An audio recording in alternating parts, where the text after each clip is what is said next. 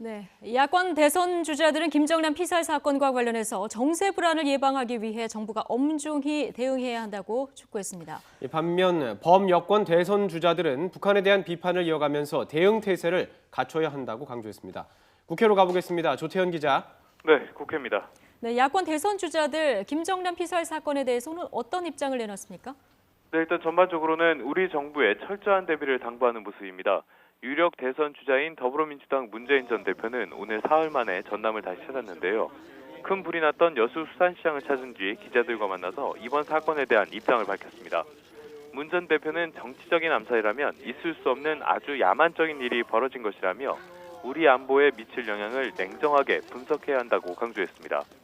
안희정 충남도지사는 상황을 명확히 판단하고 대응해야 한다는 입장인데요.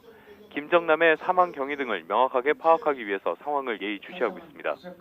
반면 이재명 성남시장은 아직 뚜렷한 입장을 내놓지 않고 상황 파악에 주력하는 모습입니다. 국민의당 안철수 전 대표는 우리 정부가 서둘러서 진상을 파악해 국민에게 알려야 한다는 입장인데요. 그러면서 정부가 상황 대처에 만전을 기해야 한다고 촉구했습니다.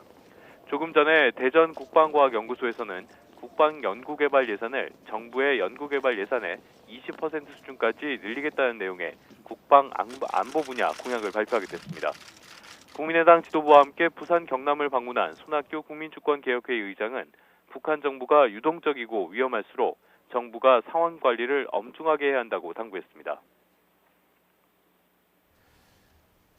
자, 이번엔 여권 대선 주자들도 입장을 내놨는데요. 야권 주자들과는 다소 차이가 있군요.